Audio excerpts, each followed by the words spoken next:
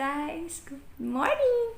So, ngayon, gagawa tayo ng DIY na cash envelope.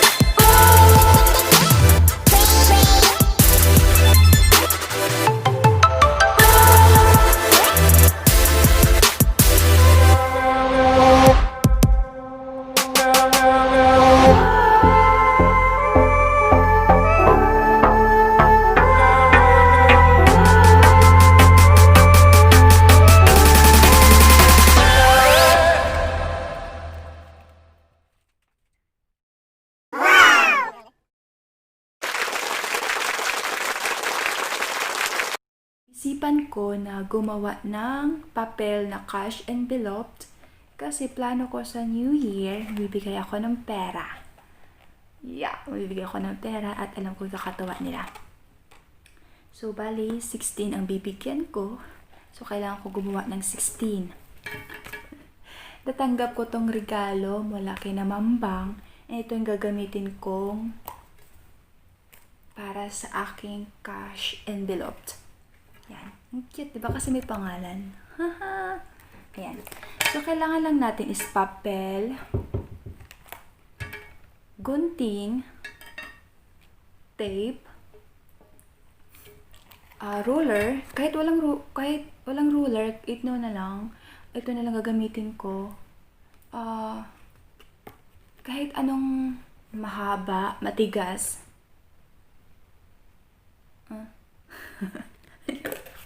Picture namin ni boyfriend. Charot. And I hope hindi niya makita na ginagamit ko to pang ruler. Anyway. So, ayan. Gawa na tayo. So, since na makapal siya, maganda siya gawing papel cash envelope. Kaya ito napili ko in total para magamitan ko naman. Thank you, Mambang. Thank you. So, ayan. Gawa na tayo. Kasi wala na akong time. Mamaya, New Year na. So, kailangan kong bilisan. Kailangan kong gumawa ng 16. Ano natin gagawin? Di ba, papel. Kailangan natin siyang enfold into half. Papel. Tapos, i-fold natin. Pag ganyan. Tapos, isa pang fold.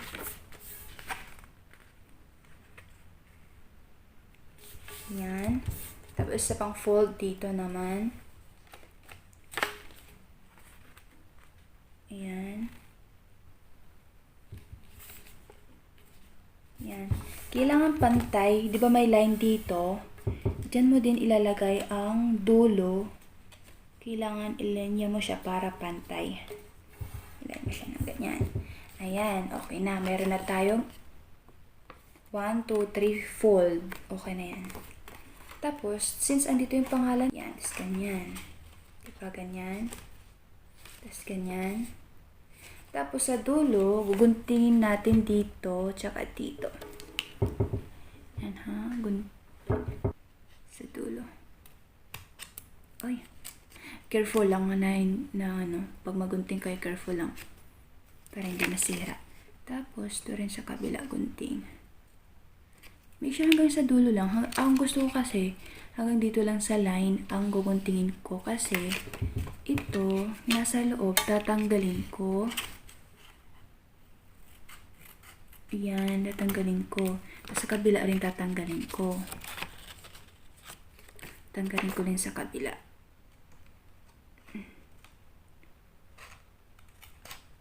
Yan. Yan, tanggal na. So, pag natanggal na, saka natin i-fold ng ganito. So, pagtanggal na yung nasa loob, tanggal na siya, pwede natin tupiin to papunta sa, pwede natin to tupiin. So, ayan.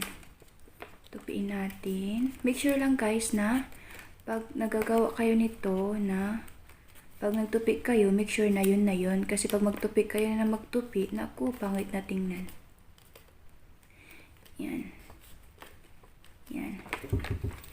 Kailangan pa magtupi kayo, dire-diretso na. Tama na yung tupi nyo. Ayan. Nag-overlap siya ng konti. Oh. Kunti lang naman. Yan, okay na yan. At least parang hindi makita yung nasa loob. Gusto ko yung design ng binigay sa laki nila Bam. Oh, social. Social. Oh, tingnan mo. Parang dinesign niya talaga dito. Parang dinesign niya mismo sa sa gagawin kong cash envelope na papel. Perfect na perfect, oh. Kaya naisipan kong maglagay ng cash, di ba? Perfect. Para siyang dinisenyo. Oh, tingnan mo, ang cute. Yan pa. Social, tingnan. Gusto ko yung design. Parang crown. I like crown. Yan, oh, yan. Ang cute. Parang siyang flower. To here. Diba cute? Tapos here, meron akong pangalan. Rachel. Tali. Okay. So, ngayon, ayan na. Okay na siya. Nag-overlap na. Okay, ngayon, tupiin natin. Yan na. Nakatupi na yan kanina. Kailangan na lang nating tape. Natin ng tape. Yan.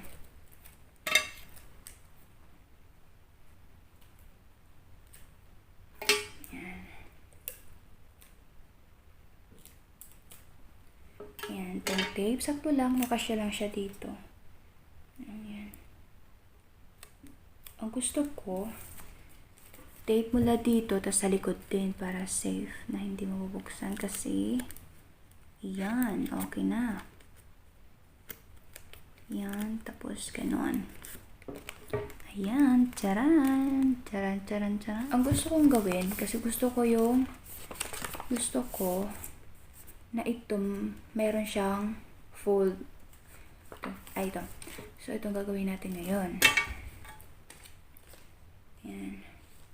Kuntingin natin. Actually, gusto ko siya i-measure. Ayan. Tupin natin ng ganyan. 1.5 inch lang. Actually, ginagawa ko, hindi ko na kailangan ng ruler. Ito lang. Diba 1 inch? Tapos 1/2. Tinagdagan ko lang ng 1/2. So, 1/2. 1 and 1/2 inch. Hanggang dito siya. So, ayan. So, yan.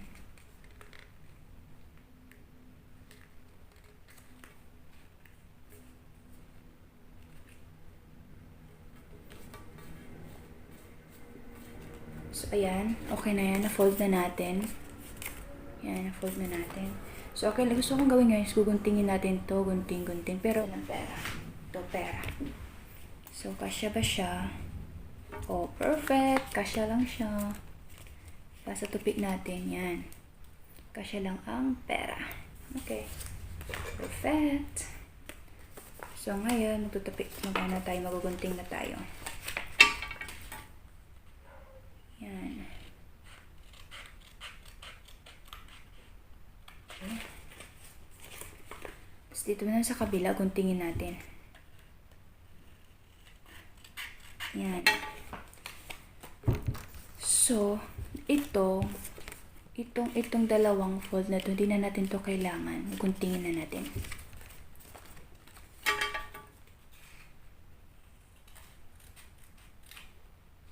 Yan. Yan. Yan. Yan. Tcharan! Gusto ko kasi may design pa ganyan pa nalalaman. And dito, para hindi siya para maganda siya tingnan, lagyan na lang natin ng design pa circle. Kuntingin natin siya ng paganyan. Yan. Tapos kabila naman, kuntingin din natin. Yan. So, ayan, meron na tayong papel cash envelope. Yay! So, kunwari, maglalagay tayo. Kunwari, malalagay tayo. Ayan na.